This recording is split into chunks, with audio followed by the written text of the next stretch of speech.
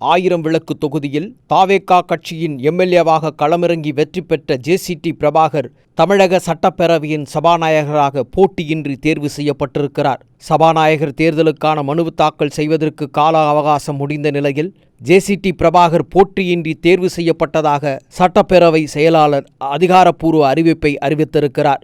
தமிழக சட்டப்பேரவையின் கூட்டத்தொடர் இன்று தொடங்கியது. இடைக்கால சபாநாயகராக கருப்பையா தேர்வு செய்யப்பட்டு 233 சட்டமன்ற உறுப்பினர்களுக்கும் பதவி பிரமாணம் செய்து வைத்தார். இந்த நிலையில் நிரந்தர சபாநாயகரை தேர்வு செய்வதற்கான போட்டிகள் எதிர்பார்க்கப்பட்டது.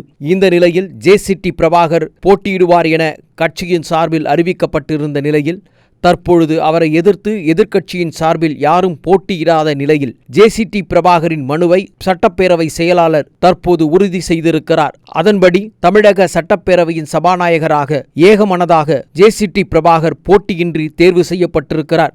யார் இந்த ஜே.சி.டி. பிரபாகர் என்பதை இப்பொழுது பார்ப்போம். எம்.ஜி.ஆர். காலத்தின் அரசியல் முகங்களில் ஒருவராக பார்க்கப்பட்டவர் இந்த ஜே.சி.டி. பிரபாகர். சென்னையை சார்ந்த இவர் அதிமுகவின் ஆரம்ப காலங்களில் அமைப்பு செயலராகவும் பல்வேறு பொறுப்புகளிலும் வலம் வந்தவர். சென்னை வில்லிவாக்கம் தொகுதியில் கடந்த 2 முறை எம்எல்ஏவாக தேர்வு செய்யப்பட்டவர். அந்த வகையில் 1980ஆம் ஆண்டு வில்லிவாக்கத்தில் போட்டியிட்ட ஜே.சி.டி. பிரபாகர் வென்றதும் அதன் பிறகு 1984, 89 ஆகிய தேர்தல்களில் தோல்வியை அடைந்தவர் என்பதும் குறிப்பிடத்தக்கது. தொடர்ந்து 2011ஆம் ஆண்டு திமுக பொதுச் செயலாளர் அன்பழகன் வில்லிவாக்கம் தொகுதியில் போட்டியிட்டபோது அன்பழகனை எதிர்த்து போட்டியிட்டவர் இவர்.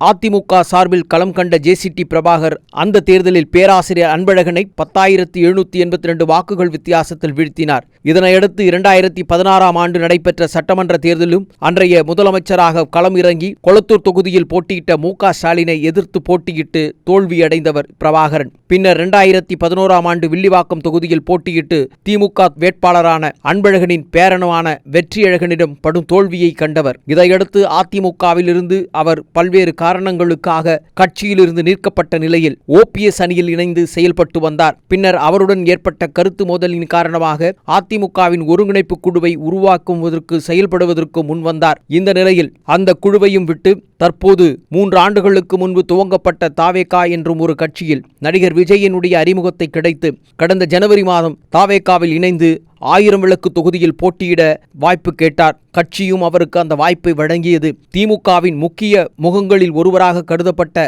நாகநாதனின் மகனான எழில் நாகநாதனை எதிர்த்து 1000 விளக்கு தொகுதியில் 2026 தேர்தல் களத்தில் சந்தித்து மிகப்பெரிய வெற்றியை பெற்றார். வெற்றி பெற்றதன் வாயிலாக நீண்ட நெடிய அரசியல் அனுபவம் வாய்ந்த இவருக்கு தாவேகாவின் புதிய அமைச்சரவையில் நிச்சயம் பதவி வழங்கப்படும் என ஊடகங்களால் பேசப்பட்டது. அப்படிப்பட்ட நிலையில் நடிகர் விஜயின் நம்பிக்கை நட்சத்திரமாக வலம் வந்த சில முன்னாள் சட்டமன்ற உறுப்பினர்களின் பட்டியலில் ஜே.சி.டி. பிரபாகரும் இடம்பெற்றார். உடனே அவர் புதிய அமைச்சரவையில் அமைச்சராக வாய்ப்பு கிடைக்கும் என எதிர்பார்க்கப்பட்டிருந்த நிலையில் அனுபவம் வாய்ந்த சட்டமன்ற உறுப்பினராக இருந்து அவையில் பல்வேறு கேள்விகளை எழுப்பியதோடு அவை நடவடிக்கைகளில் கண்ணியத்தோடு நடந்த உறுப்பினர்களில் ஒருவராக கருதப்பட்ட இவருக்கு சபாநாயகர் பொறுப்பை கொடுத்து அவரை அழகு பார்க்க வேண்டும் என முடிவு செய்தார் முதலமைச்சர் விஜய். இந்த சூழலில் 2026ஆம் ஆண்டு அமைந்திருக்கும் 17வது சட்டமன்ற பேரவையின் சபாநாயகராக ஜே.சி.டி. பிரபாகர் தேர்வு செய்யப்பட்டிருப்பது அனைவரிலும் மகிழ்ச்சியும் வரவேற்பையும் பெற்றிருக்கிறது.